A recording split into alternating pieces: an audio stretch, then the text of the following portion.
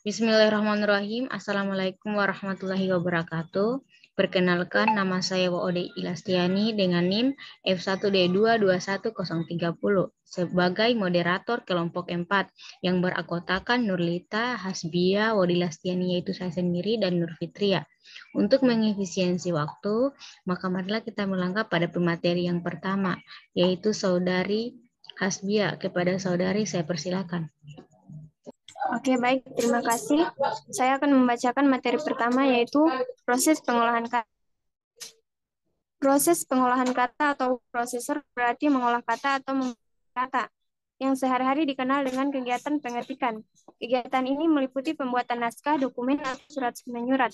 Menurut Rusman, word processor adalah suatu perangkat lunak yang dibuat khusus untuk mengolah kata, baik melalui pembuatan, penyimpanan, maupun penyimpanan dokumen.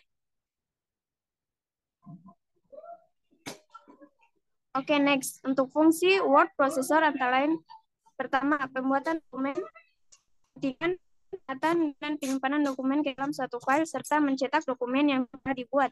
Yang kedua, penulisan digital dan pengarsipan tulisan. Yang ketiga, sebagai database internal dan juga database eksternal. Yang keempat, pemeriksaan tata bahasa, ejaan, dan kamus. Yang kelima, dapat bekerja dengan gambar, objek, tabel. Yang keenam, dapat membuat fungsi matematik. Untuk manfaat prosesor, terdiri dari membuat surat formal yang standar dan rapi, fasilitas pengolahan kata yang tersedia, kemudian membuat tulisan dan laporan menarik dengan menambahkan tabel dan sesuai dengan yang diinginkan. Yang ketiga, memudahkan melakukan pekerjaan yang berhubungan dengan administrasi dengan aplikasi pengolah kata. Kita dapat menyunting dan merubah jika terjadi kesalahan dalam naskah dicetak. Menghemat biaya dan kertas untuk percetakan karena naskah dapat disimpan dalam bentuk file.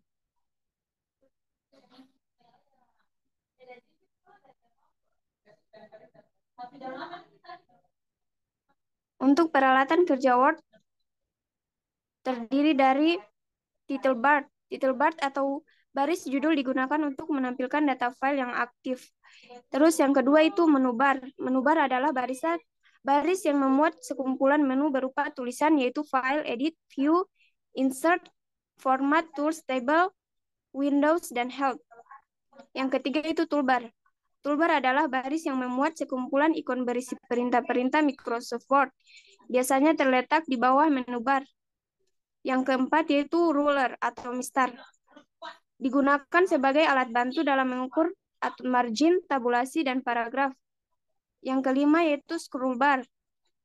Digunakan untuk menggeser lembar kerja yang tidak tepat pada layar agar dapat ditampilkan. Yang keenam yaitu status bar. Status bar terletak pada bagian bawah layar Microsoft Word.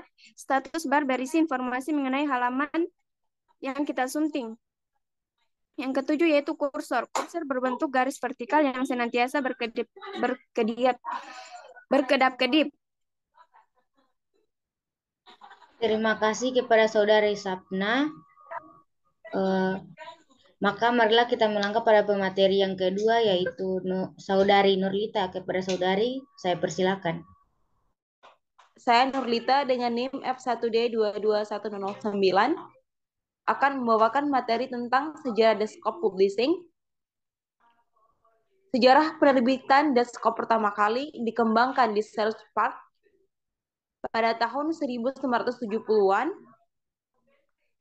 Klaim yang kontradiktif menyatakan bahwa penerbitan desktop dimulai pada tahun 1983 dengan program yang dikembangkan oleh James Device di sebuah surat kabar komunitas di Philadelphia tahun 1985. Penerbitan desktop tersedia untuk masyarakat umum bersama dengan Aldous PageMaker yang kemudian diambil alih oleh Adobe, komputer Apple Macintosh, dan bahasa gambaran sistem Adobe PostScript, termasuk font bola skala dalam format font jenis 1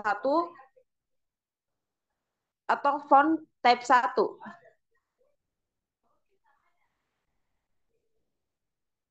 Alat pengolah masa depan. Alat pengolah masa depan meliputi teknologi informasi. Hal ini disebabkan oleh sisi teknologi. Beberapa ilmuwan komputer meyakini suatu saat tercipta apa yang disebut dengan biochip yang dibuat dari bahan protein sintetis.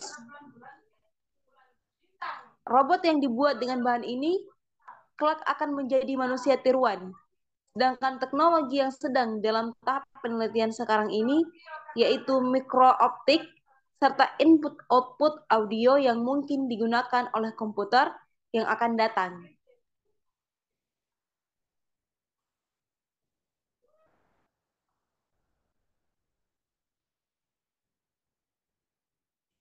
Selanjutnya adalah spreadsheet.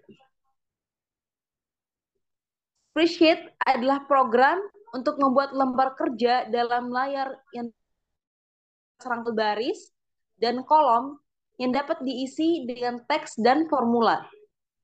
Daftar adalah kumpulan data yang dapat dibagikan dengan anggota tim dan orang-orang yang telah diberi akses.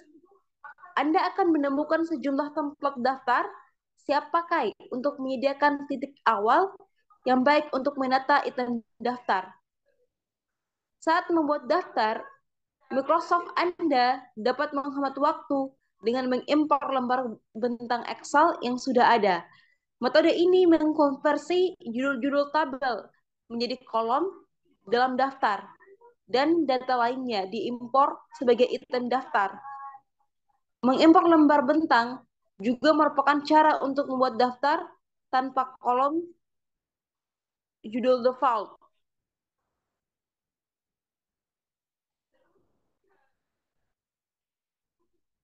Selanjutnya adalah software statistik. Software statistik adalah alat yang membantu dalam pengumpulan dan data analisis data berbasis statistik untuk memberikan wawasan berbasis sains tentang pola dan tren. Software statistik merupakan software yang mampu mengintegrasi, menganalisis, dan menafsirkan sejumlah besar data dalam kerangka kerja statistik yang dapat membandingkan suatu data dua atau lebih tipe untuk menemukan persamaan atau variasi statistik. Aplikasi software statistik meliputi JSP, SOFA, GNU PSPP, SCI Labs, Jamovi, McAnova, PAS, The Valve, InVivostat, R, dan RStudio R. Perangkat lunak statistik memiliki manfaat yang meliputi memberikan pemahaman jelas tentang situasi, menghasilkan data konkret untuk ditindaklanjuti, meningkatkan akurasi dalam pengambilan keputusan, meningkatkan kualitas keputusan, dan memberikan wawasan untuk pengambilan keputusan strategis. Terima kasih kepada pemateri kedua, maka marilah kita melangkah pada pemateri yang ketiga oleh Saudari Nur Fitria. Kepada Saudari, saya persilakan. Baik, terima kasih kepada moderator. Saya akan membacakan materi selanjutnya, yaitu statistik dan data analisis. Analisis statistik adalah sebuah proses pengolahan data yang meliputi pemeriksaan, pembersihan, transformasi, pemrosesan, dan pemodelan data. Tujuannya adalah untuk menemukan informasi yang berguna dan dapat digunakan sebagai dasar dalam pengambilan kesimpulan atau keputusan. Proses ini menerapkan metode atau teknik statistik sesuai data dimiliki. Selanjutnya ada visualisasi ilmiah. Visualisasi ilmiah merupakan suatu hal yang mengacu pada teknik yang digunakan untuk mengkomunikasi data atau informasi dengan membentuknya sebuah objek visual, misalnya titik, garis, atau batang, dalam grafik. Tujuannya yaitu untuk mengkomunikasikan informasi secara jelas dan risih kepada pengguna. Ia merupakan salah satu tahap dan analisis data atau ilmu data. Menurut Friedman 2008, tujuan utama dari visualisasi data adalah untuk mengkomunikasikan informasi secara jelas dan efektif dengan cara grafis.